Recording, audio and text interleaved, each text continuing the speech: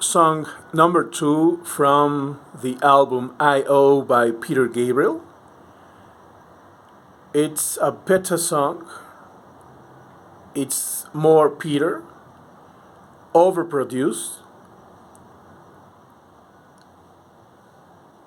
better artwork, much better artwork. But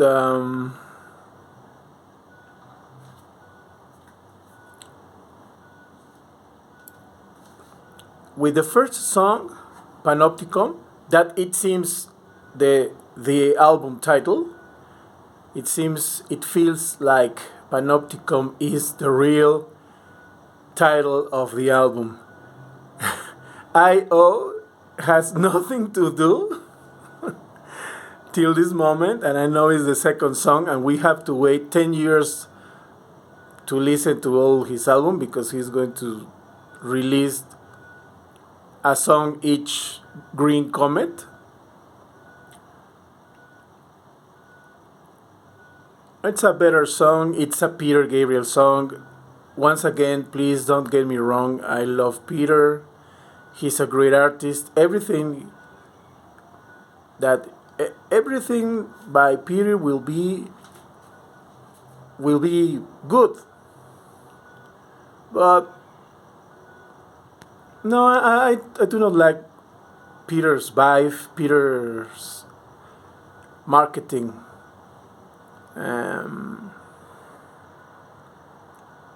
The song is a good song, but these songs feel like teasers. I haven't listened to the new Peter Gabriel song from the new I.O. album. It feels like we are still listening to B-sides, overproduced. There's no great difference between the dark side mix and the bright side mix. They are the same.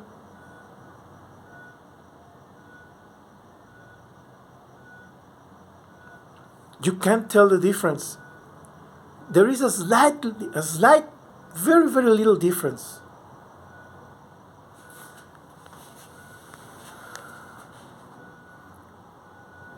It's really annoying, but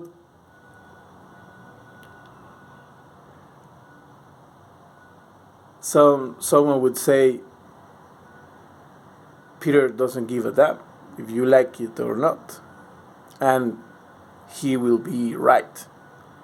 So this is what we have.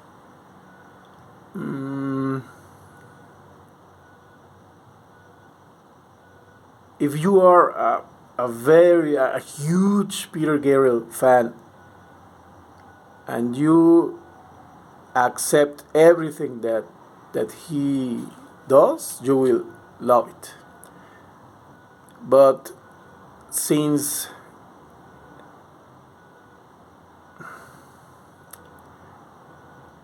Courage, do you remember Courage? Such a bad song. It's a B-side. I'm Amazing is a masterpiece beside these two songs from what it is supposed to be the title of the album, Panopticon. This I.O. doesn't have to do anything. Just because Peter want a 2-letter title album. But I.O. Peter owes us. No, not I.O. Well, yeah, I.O. It's right. Peter is right. I owe the fans. I owe everyone. But don't get me wrong. Once again, I love Peter, but he was a hero. We were expecting something not this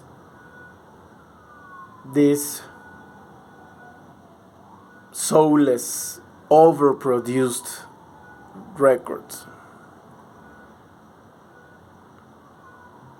Just because you want to fight for for the earth, for the trees, it's good, yeah, okay, but it seems like slow, jingles, not like the soundtrack of a Hallmark or Discovery Channel documentary. It doesn't feel like a Peter Gabriel album.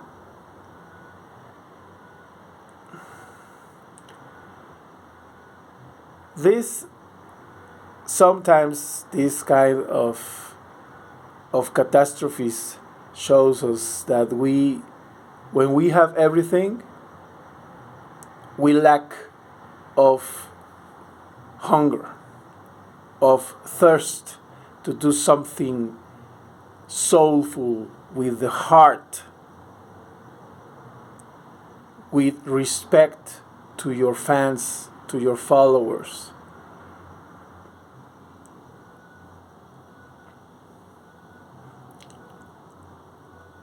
But this doesn't mean that Peter is trying to cheat his fans.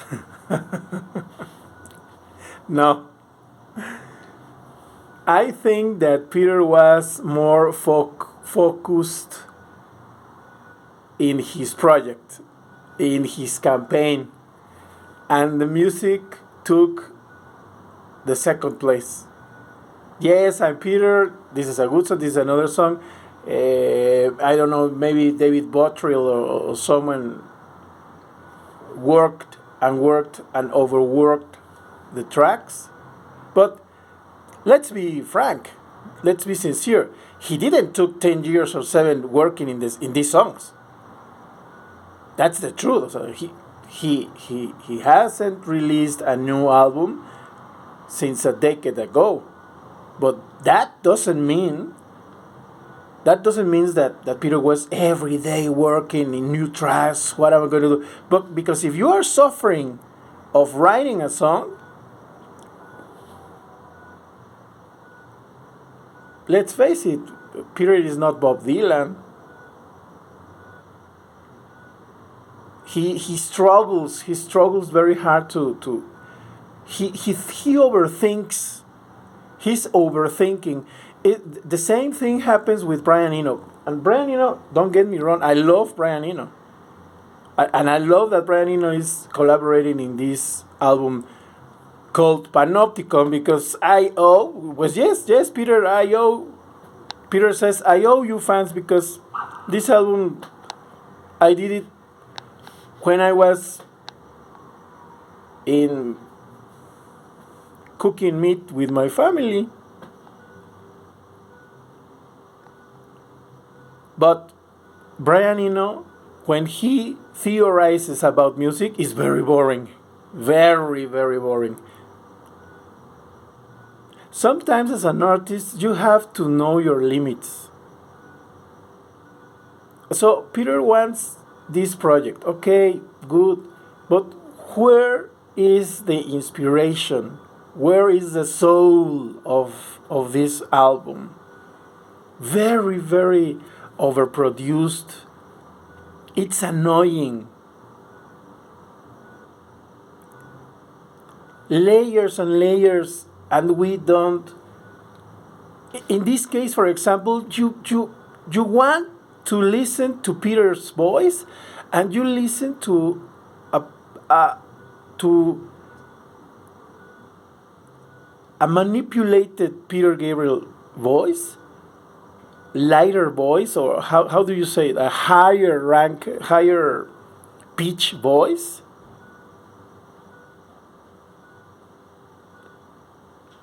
We listen only to Peter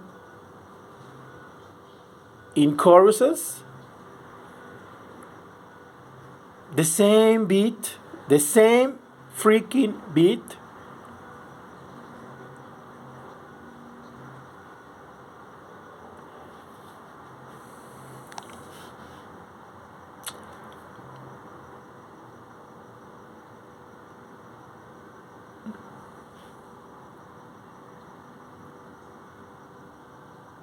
we have to understand some artists like John Cale.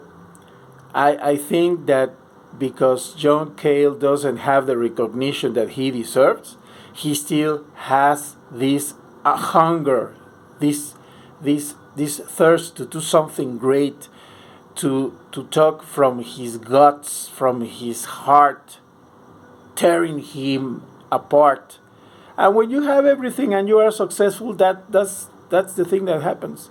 It's similar when with Nobel prizes, literature Nobel prizes. Not everyone, but the Nobel Prize winners of literature doesn't release a good book after they win. I think that the only example is I don't know. Uh, uh, it's it's our nature as human beings. So we must learn. And but Peter, I think that Peter didn't need to release a new album if he was going to release these things, and with this strange strategy of releasing a track each year, each comet, each new asteroid. It's kind of,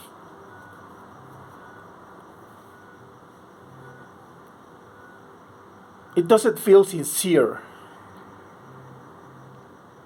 Let's see, when you have the complete album, let's see how it flows. But nah, no.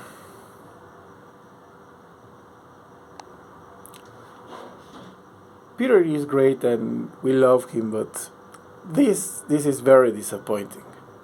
Very, very disappointing. 10 years in the making to hear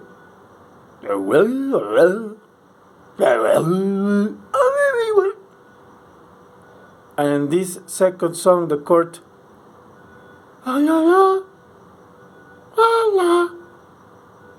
strings, acoustic piano. Yeah, it's nice. Uh, so there you are. But we still have John Cale with his album Mercy. I'm glad that I didn't like this new album because I can't even imagine how expensive are a ticket, the tickets for this tour.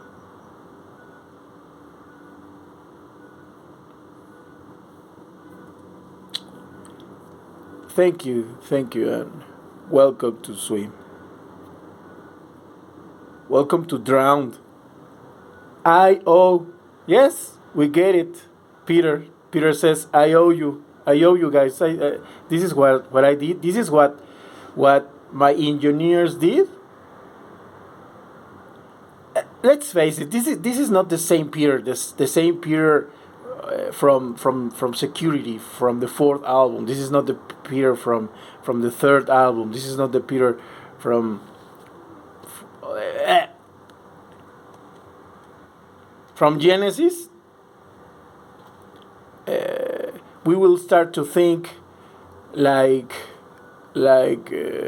those days when when they told us that Paul McCartney wasn't Paul McCartney.